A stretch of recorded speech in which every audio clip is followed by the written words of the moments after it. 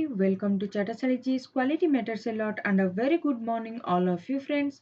So जो Odisha geography रो जो series start हेबार थिला सेटा आजि ठारो स्टार्ट हेउची एवं पार्ट 1 आज आपण मानक पय नै के आहिची एवं आपण माने देखिबे जे ए वीडियो रे आपण मानकु संपूर्ण मैप एवं फ्लो चार्ट थ्रू रे ही आपण मानकु ए लेक्चर टा प्रोवाइड कराइची। तो आपण मानकु लेक्चर केमति लागला लास्ट पर्यंत देखिला परे आपण माने निहाती भाबरे कमेंट सेक्शन रे निजर फीडबैक बा ओपिनियन को रखिबे एवं आपण मानकु जो क्वेश्चंस पचरा जाउची तार मध्ये आंसर्स एवं स्कोर आपण माने कमेंट सेक्शन रे मेंशन करिवे। तो चलंतु प्रथम पार्ट को स्टार्ट करबा आगरो किछि क्वेश्चंस करिनबा जोटा कि quiz by Chatshali GS Telegram channel रे पचरा जायतिला करंट अफेयर्स रो क्विज। सो प्रथम क्वेश्चन होची FIH जो गेम हेतिला तार player of the year award कहा को दिया जायछि। नंबर 2 रे होची गोलकीपर ऑफ द ईयर जोटा कि FIH रे हेतिला। तो FIH रो गोलकीपर ऑफ द ईयर क्यों लोक को दिया जायछि से award. National mathematics day celebrated every year on which day. What is India's rank India रो रैंक कोन करप्शन परसेप्शन इंडेक्स रे। करप्शन परसेप्शन इंडेक्स रे इंडिया रो रैंक कोठी अछि। Who was recently awarded the prestigious National Order of a Merit Gold Medal of Bhutan? एमानक भितरु से किए थिले। ओके एंड लास्ट होजी who is ranked एटा रैंक्ड हबो who is ranked top in corruption perception index। 6 out of आपनकर केते रहिला सेटा आपण माने कमेंट सेक्शन रे मेंशन करबे एवं आंसर मध्य मेंशन करबे। तो ओडिसा रो जो लोकेशन जानबा आगु आपण देखंतु जे भारत रो केउ जगह रे ओडिसा अवस्थित। एटा नॉर्थ साउथ ईस्ट एवं वेस्ट। तो ओडिसा आपनकर ईस्टर्न मोस्ट साइड रे ओडिसा अवस्थित। ठीक अछि। तो एटा गोटे कोस्टल एरिया हेला काहे कि ना एठी आपनकर बे ऑफ बंगाल रहिला। तो एटा गोटे कोस्टल एरिया बोली जणा गला। तार साउथ रे ओडिसा रो साउथ रे आंध्र प्रदेश आपनकर आसी जाउची। देखंतु तार एठी मध्य बॉर्डर लागुची। ठीक अछि गजपति सहित। तो साउथ रे ओडिसा रो आंध्र प्रदेश आसुची एवं नॉर्थ वेस्टर्न साइड रे आपनकर छत्तीसगढ़ आसुची। नॉर्थ रे झारखंड एवं नॉर्थ ईस्टर्न साइड रे वेस्ट बंगाल एवं ए एरिया आपण देखिबे जे आपनकर बे ऑफ बंगाल। ठीक अछि। तो आपण माने देखले जे ए एरियाटा को हमें कोन कहबा coastal area. Coastal area coastal area Odisha रो कोठी ईस्ट साइड रे। तो से भली भाबरे ए जो एरिया रहउची सेंट्रल एरिया एटा होउची माउंटेनियस रीजन बा प्लेट्यू रीजन। प्लेट्यू कोन माउंटेन कोन ए सब जिंस आपनकर 6th क्लास एनसीईआरटी रे भलो भाबरे मेंशन हिची ताकू आपण माने कवर करनेले आपण माने जानि परबे। तो माउंटेनियस रीजन प्लेट्यू रीजन होची सेंट्रल एवं आपण माने देखिबे जे वेस्टर्न साइड रे आपनकर जो रहउची छोटा नागपुर प्लेट्यू। छोटा नागपुर प्लेट्यू तार मध्य किछि पोर्शन आपनकर वेस्टर्न साइड रे देखिबाकू आपण माने पाइबे। बुझि पाले एवं ए जो वेस्टर्न साइड एरिया को मध्य रोलिंग अपलैंड्स एठी मध्य आपण माने देखिबे। ठीक अछि। ओके एवं यारो ए जो नॉर्थ मोस्ट साइड रे ए नॉर्दर्न मोस्ट साइड रे एटा सुवर्णरेखा नदी रहिची एवं संपूर्ण जो आपनकर सदर्न मोस्ट रे इच्छापुरम रहिची। तो एई भली भाबरे तार विस्तार हेची एवं आपण देखिबे जे आउ गोटे जिंस फर्टाइल प्लेन एठी को मैं लिखली काइना ए एरिया रे जो सब रिवर जाईची से रिवर मानक पई ही ए एरियाटा बेसी फर्टाइल अछि। फर्टाइल कोन पई अछि जोठी रिवर फ्लो होउची सेठी डिपोजिशनल फीचर्स आपण मानको देखिबा को मिलिबो। तो ए एरिया रे जो रिवर बेड रो एरिया रे आपण माने देखिबे जे एलुवियल सॉइल आपण मानकु देखिबाको मिलिबो। एलुवियल सॉइल कोन? ए सॉइलटा होची गोटे डिपोजिशनल फीचर जोठी भी नदी बही के आसे से जगार किसी सॉइल को से कौन करे इरोड करके आने कि अन्य जगह से कौन करे डिपोजिट करे। जेहेतु एटा गोटे कोस्टल एरिया ए जगह गोटे मिनिट रुहतु मो क्लियर करके आपण मानको देखौची। देखंतु एटा होची आपनकर कोस्टल एरिया। ए कोस्टल एरिया रे आपण मान देखिबे महानदी, एटी ब्राह्मणी, बैतरणी, एटी बुढ़ा बळंग, सॉरी एटा सुवर्ण रेखा, एटी बुढ़ा बळंग, ए ऋषिकुल्या एभଳି भाबरे कोन हेची बहुत गुडे नदी बहिकी जाईची। तो एमाने कोन करछंती इरोड करके आनी कि एई जगह रे डेल्टा फॉर्म करछंती। डेल्टा फॉर्म करछंती। डेल्टा फॉर्म करबा द्वारा जहाँ भी इरोड करके से माने आनले एई एरिया मानकर से माने डिपोजिट कले। तो एई एरिया रे डिपोजिट करबा द्वारा एई जगार जो एरिया रो जो सॉइल रहउची बेसी फर्टाइल हैला। कहीं कि ना एई एरिया रे मैक्सिमम आपनकु एलुवियल सॉइल देखिया को मिले। एटा सॉइल चैप्टर जेतेबेले आमे पढिबा सेतेबेले आपनकर क्लियर हे जिवो। ठीक अछि। महानदी, ब्राह्मणी, बैतरणी, साळंदी ए सबु एरिया रे आपनकु देखिया को मिलिबो। गोटे क्वेश्चन होची केउ ईस्टर्न फ्लोइंग रिवर ओडिसा रे अछि जोटा कि डेल्टा फॉर्म करेनी। डेल्टा फॉर्म करेनी। बे ऑफ बेंगल रे तो पड़े किंतु डेल्टा फॉर्म करे नाही। तो सेटा आपण माने कमेंट सेक्शन रे मेंशन करबे। आउ किछि फीचर्स जोटा कि लैटिट्यूड एवं को लॉन्गिट्यूड रे अछि। देखंतु आगो आपण माने लैटिट्यूड एवं लॉन्गिट्यूड बुझंतु। देखंतु जदि एटा हमरो अर्थ हे गला बा ग्लोब हे गला, एटा हमरो 0 डिग्री 0 डिग्री लैटिट्यूड जोटा आपण मानकर हॉरिजॉन्टल लाइन सेटा को आपण माने कोन कहबे लैटिट्यूड। तो हमरो एई भली भाबरे अछि।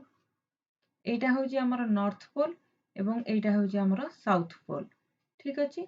तो हमरो इंडिया कोठी अछि? इंडिया 0 डिग्री रो ऊपर को अछि माने नॉर्थ साइड। तो एपट आसला माने नॉर्थ साइड। तो जदि इंडिया ऊपर अछि हमरो भी तो ओडिसा टाई कोस्टल एरिया रे अछि। ठीक अछि। तो हमरो ओडिसा मध्य तार जहाँ भी लैटिट्यूड रहबो सेठी हमें नॉर्थ लिखिबा। सेई बळी भाबरे होची लॉन्गिट्यूड। एठी मो अलगा गोटे ने बुझे दोची। लॉन्गिट्यूड होची ए जो वर्टिकल लाइन सब इमेजिनरी लाइन जो अछि सेटा होची लॉन्गिट्यूड। तो एटा जो ग्रीनविच देकी जाईची जोटा गोटे मेरिडियन जोटा प्राइम मेरिडियन अछि सेटा ग्रीनविच देकी जाईची। ग्रीनविच कोठी अछि? ग्रीनविच आपनकर यूके रे अछि। ठीक अछि। तो ग्रीनविच देकी जो लाइनटा जाईची सेटा होची 0 डिग्री। जेमती आपनकर इक्वेटर 0 डिग्री से बळी भाबरे जोटा ग्रीनविच देकी जो मेरिडियन जाईची सेटा मध्य 0 डिग्री। तो 0 डिग्री रो एपट साइडटा हैला आपनकर ईस्ट, एपट साइड हे गला वेस्ट। तो एपट साइड रे जत्ते भी एरिया आसीबो सेथिरे आपनकर ईस्ट लागिबो। तेनु करी जदि एई भली भाबरे आपनकर मेरिडियन अछि तो इंडिया कोठी आसीबो? इंडिया आसीबो ईस्टर्न साइड रे। सेति पई तो एटा कोन ईस्टर्न कंट्रीज रे जाउची एवं यूके, यूएसए एगुडा सब कोथरे जाउची वेस्टर्न कंट्रीज रे। तो हमर जो मेरिडियन आसीबो जो ओडिसा जोठी आसीबो सेटा होची कोन आपनकर ईस्टर्न मेरिडियन रे आसीबो। तो एबे देखंतु लैटिट्यूड कोन अछि? लैटिट्यूड एटी जो डिग्री थाए बुझ पाले ना। एटी जो जिंती 0 डिग्री 23.5 बुझ पाले ना। ए जो डिग्री थाए सेटा अलग अलग थाए। देखंतु नॉर्थ रे अछि ना, नॉर्थ रे अछि।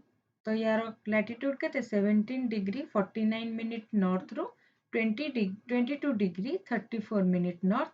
से भली भाबरे ईस्टर्न साइड रे देखंतु लॉन्गिट्यूड तारो 81 डिग्री 27 मिनिट ईस्ट रू 87 डिग्री 29 मिनिट ईस्ट। मु एठी आपन देखे दोची। देखंतु एटा धर नियंतु 87 डिग्री 81 हाँ 87 डिग्री 29 मिनिट ईस्ट एवं एठिया ए पर्यंत हमर विस्तार होची हम ओडिसाटा। तो ए जो मेरिडियनटा जाईची ए मेरिडियनटा होची 81 डिग्री 27 मिनिट ईस्ट। बुझी पाले? सेभଳି ଭାବରେ ଏଠି जोटा जाइछि एटा होछि लैटिट्यूड काहेकि ना हॉरिजॉन्टल लाइन तो एटा होछि आपणकर 17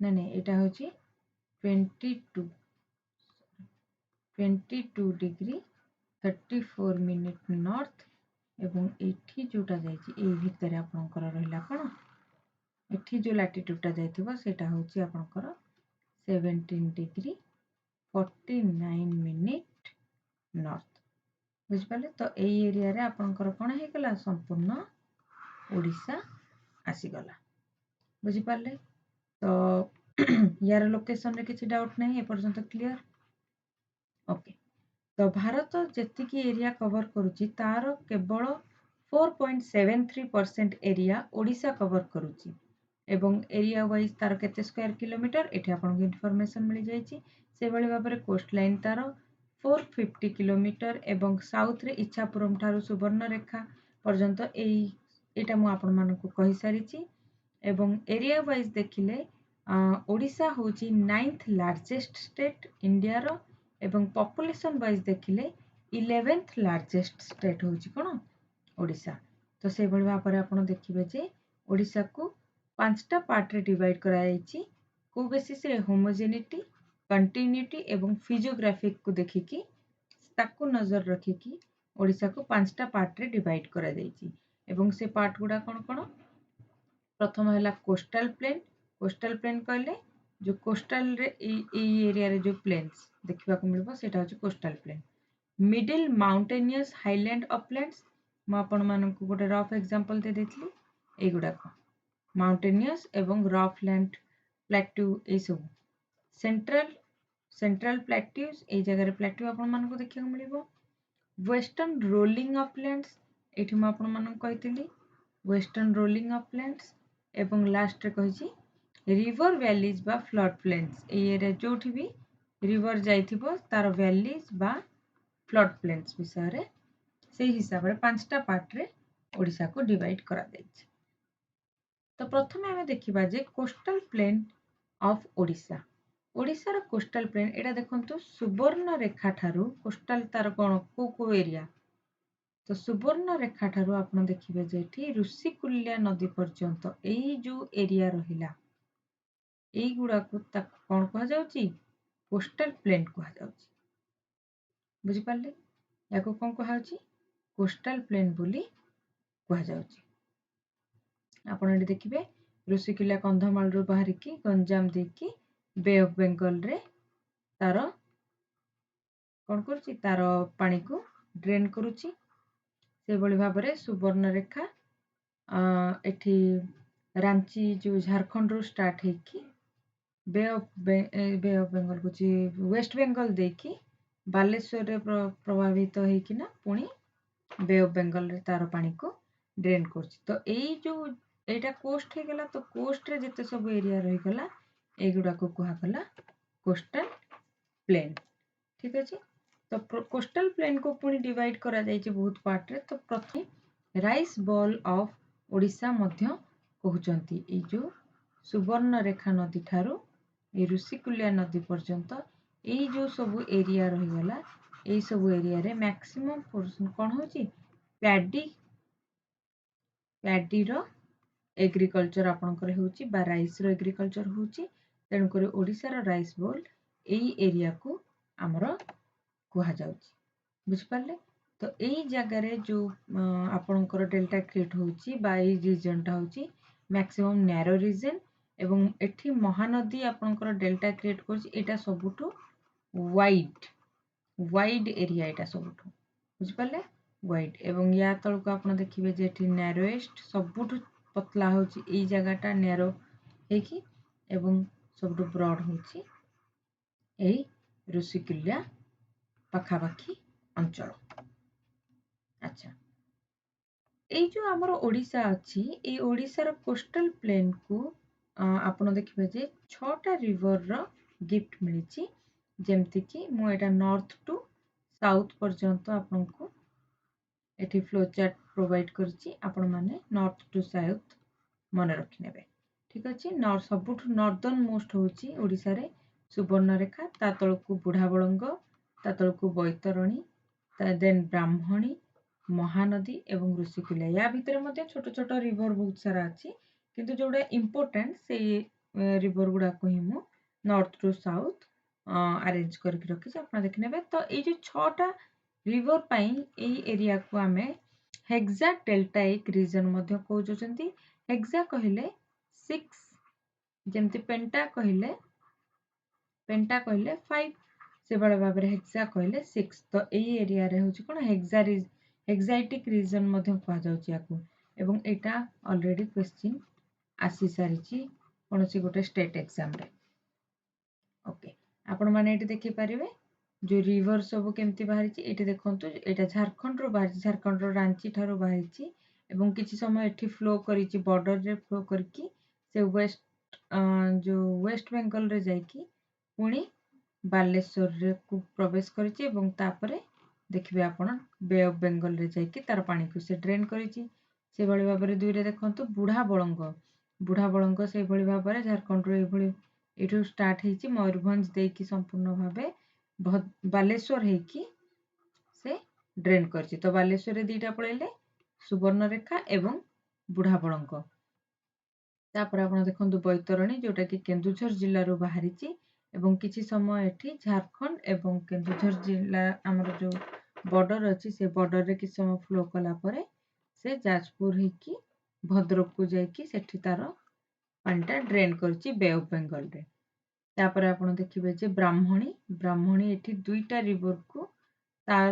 ରିଭରକୁ ମିଶିକି ସେ ବ୍ରାହ୍ମଣୀ ହେଇକି ବାହାରିଛି ଏବଂ ଦେବଗଡ଼, ଅନୁଗୁଳ, ଢେଙ୍କାନାଳ ଏବଂ ଯାଜପୁର ହେରିକା ଦେଇକି ସେ କ'ଣ କରିଛି, ବେ ଅଫ୍ ବେଙ୍ଗଲରେ ତାର ପାଣିକୁ ଡ୍ରେନ୍ କରିଛି।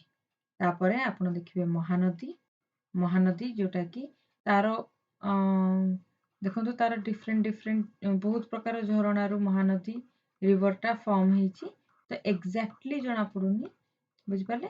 ତ ଏଠୁ ହେଇକି ସେ କ'ଣ କରିଛି, ଦେଖିବେ ଆପଣ ବରଗଡ଼ ଏବଂ ଝାରସୁଗୁଡ଼ାର ବର୍ଡରରେ କିଛି ବାଟ ପ୍ରଭାବିତ ହେଲା ପରେ ସେ ସମ୍ବଲପୁର ଦେଇକି ପୁଣି ଆସିକି ବେ ଅଫ୍ ବେଙ୍ଗଲରେ ମିଶିଛି ଏବଂ ଏଠି ସବୁଠୁ ବଡ଼ ଲାର୍ଜେଷ୍ଟ ସେ କ'ଣ କରିଛି, ଡେଲ୍ଟା କ୍ରିଏଟ୍ କରିଛି ମହାନଦୀ।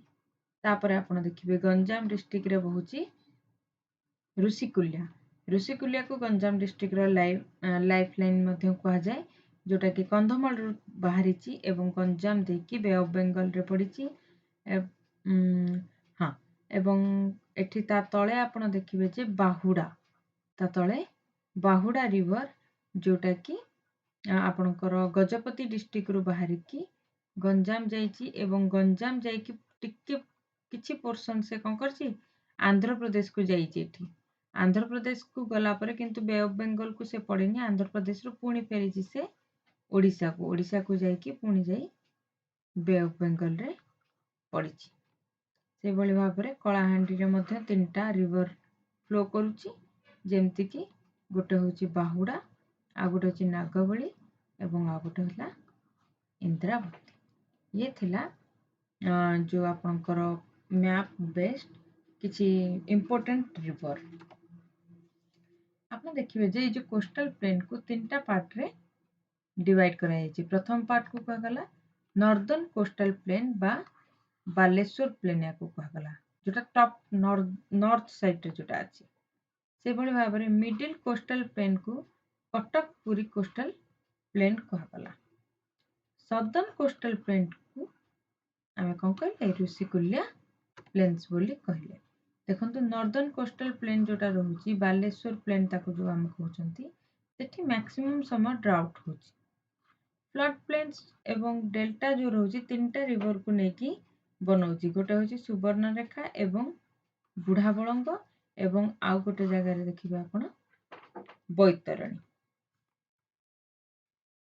ଏଠି ଦେଖନ୍ତୁ ବାଲେଶ୍ୱର ପ୍ଲେନ୍, ସୁବର୍ଣ୍ଣରେଖା ବାଲେଶ୍ୱର ଦେଇକିନା ଡ୍ରେନ୍ କଲା, ଏଇଟା ଦେଖିଲେ ବୁଢ଼ାବଳଙ୍ଗ ବାଲେଶ୍ୱର ଦେଇକି ଡ୍ରେନ୍ କଲା, ବୈତରଣୀ ଭଦ୍ରକ ଦେଇକି ଡ୍ରେନ୍ କଲା। ତ ଏଇ ଯୋଉ ରିଜନ ରହିଲା, ଏଇ ରିଜନକୁ ଆମେ କ'ଣ କହୁଛନ୍ତି, ବାଲେଶ୍ୱର ପ୍ଲେନ୍ ମଧ୍ୟ କହୁଛନ୍ତି।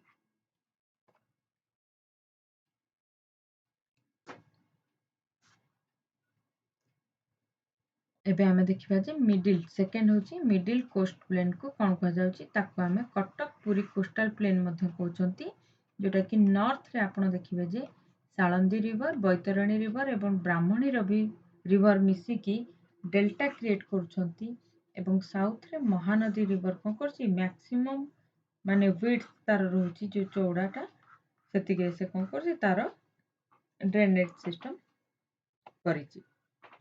ଦେଖନ୍ତୁ ଏପର୍ଯ୍ୟନ୍ତ ଆମେ ଦେଖିଥିଲେ ସୁବର୍ଣ୍ଣରେଖା ରିଭର ଏଇଠି ଥିଲା, ଏପର୍ଯ୍ୟନ୍ତ ଆମେ କ'ଣ ଦେଖିଥିଲେ, ଏଇଟା ଥିଲା ବାଲେଶ୍ୱର ପ୍ଲେନ୍। ଏବେ ଦେଖନ୍ତୁ କଟକ ପୁରୀ ପ୍ଲେନ୍ ଏଇ ଜାଗାରୁ ବାହାରିଲା କଟକ ପୁରୀ ପ୍ଲେନ୍ ଏପର୍ଯ୍ୟନ୍ତ, ଯେଉଁଥିରେ କି ସାଳନ୍ଦୀ, ବୈତରଣୀ, ବ୍ରାହ୍ମଣୀ ଏବଂ ମହାନଦୀ ମଧ୍ୟ ଆସିଗଲେ। ଥର୍ଡ ହେଉଛି southern coastal plain. Southern coastal plain କହିଲେ ସଦର୍ନରେ ତ ଆମର ଗୋଟେ ଋଷିକୁଲ୍ୟା ପ୍ଲେନ୍ ରହୁଛି ଏବଂ ଏଇ ଯେଉଁ ପ୍ଲେନ୍ ରହୁଛି ସଦର୍ନ କୋଷ୍ଟାଲ ପ୍ଲେନ୍, ଏଇଟା ହେଉଛି ଫ୍ଲୁଭିଆଲ ଏବଂ ଋଷିକୁଲ୍ୟା ରିଭରର ଏଇ ଜାଗାରେ ରିଭର ବେଡ୍ର ଆଲୁଭିଆଲ ସଏଲ୍ ମଧ୍ୟ ଏଠି ଆପଣମାନଙ୍କୁ ଦେଖିବାକୁ ମିଳିବ ଏବଂ ଏଇ ଏରିଆ ମଧ୍ୟ ମ୍ୟାକ୍ସିମମ୍ ଫର୍ଟାଇଲ୍ ରହିବ, କାହିଁକି ନା ଏଠି ରିଭର ଯାଇଛି ମାନେ ସେ ଏରିଆରେ କ'ଣ ରହିବ, ଫର୍ଟାଇଲ୍ ରହିବ। ଆଉ କ'ଣ ହେଇଛି, ଏଇ ଯେଉଁ ସଦର୍ନ କୋଷ୍ଟାଲ ପ୍ଲେନ୍କୁ ତିନିଟା ପାର୍ଟରେ ଡିଭାଇଡ୍ କରାଯାଇଛି, ସଲ୍ଟ ଟ୍ରାକ୍ଟ, ଆରାବଲ ଟ୍ରାକ୍ଟ ଏବଂ ସବ୍ ମାଉଣ୍ଟେନ୍ ଟ୍ରାକ୍ଟ। ଏଇଟା ଆମେ ନେକ୍ସଟ କ୍ଲାସରେ ପଢ଼ିବା। ଏବେ ଦେଖିବା ଏଇ ଯେଉଁ ଋଷିକୁଲ୍ୟା ରିଭର ଥିଲା ଫ୍ଲୁଭିଆଲ, ତାକୁ କେତେଟା ପାର୍ଟରେ ଡିଭାଇଡ୍ କରାଯାଇଛି ଦେଖନ୍ତୁ, ଲ୍ୟାକ୍ଟୁଷ୍ଟ୍ରାଇନ୍ ଯେଉଁଟାକି ଚିଲିକା ଲେକ୍ରେ ଅବସ୍ଥିତ ଏବଂ ସ୍ମଲର ଡେଲ୍ଟାଜ ଋଷିକୁଲ୍ୟା ରିଭର, ଦୁଇଟା ପାର୍ଟରେ। ଠିକ୍ ଅଛି, ଦେଖନ୍ତୁ ଏଠି ଋଷିକୁଲ୍ୟା ପ୍ଲେନ୍ ଏଇ ଏରିଆରେ, ଆଉ ଏଠି କ'ଣ ହେଇଛି, ଋଷିକୁଲ୍ୟା ପ୍ଲେନ୍ ଡ୍ରେନ୍ କରିଛି ବେ ଅଫ୍ ବେଙ୍ଗଲରେ ତାର ପାଣିକୁ। ତ ଏଇଟା ଆପଣଙ୍କର ସମ୍ପୂର୍ଣ୍ଣ ଭାବରେ ମ୍ୟାପ୍ ଆପଣମାନଙ୍କୁ ମୁଁ ଏଠି ପ୍ରୋଭାଇଡ଼ କରିଦେଇଛି। ଏ ମ୍ୟାପ୍କୁ ଆପଣମାନେ ବେସ୍ କରିକି ସମ୍ପୂର୍ଣ୍ଣ ଜିଓଗ୍ରାଫିକୁ କ୍ଲିଅର କରିପାରିବେ। ଠିକ୍ ଅଛି, ଓଡ଼ିଶା ଜିଓଗ୍ରାଫିକୁ। ତ ରିଭର ସିଷ୍ଟମର ଏଇଟା ରିଭର ସିଷ୍ଟମ ଯେତେବେଳେ ଆମେ ପଢ଼ିବା ସେତେବେଳେ ମଧ୍ୟ ଏଇ ମ୍ୟାପ୍ଟା ଆପଣମାନଙ୍କୁ ବହୁତ ଜରୁରୀ ଲାଗିବ ଏବଂ ଯଦି ଏପର୍ଯ୍ୟନ୍ତ ଆପଣମାନେ ଆସିସାରିଲେଣି ତ ଲାଇକ୍ କରିନାହାନ୍ତି, ଯଦି ଲାଇକ୍ କରିନିଅନ୍ତୁ ଏବଂ ଚ୍ୟାନେଲରେ ନୂଆ ଥିଲେ ସବସ୍କ୍ରାଇବ୍ କରିନିଅନ୍ତୁ। ଆଉ ଆପଣମାନଙ୍କୁ ଏଇ ଲେକ୍ଚର କେମିତି ଲାଗିଲା ଆପଣମାନେ କମେଣ୍ଟ ସେକ୍ସନରେ ନିଜର ଫିଡ଼ବ୍ୟାକ୍ ମଧ୍ୟ ନିହାତି ଭାବରେ ଜଣାଇବେ।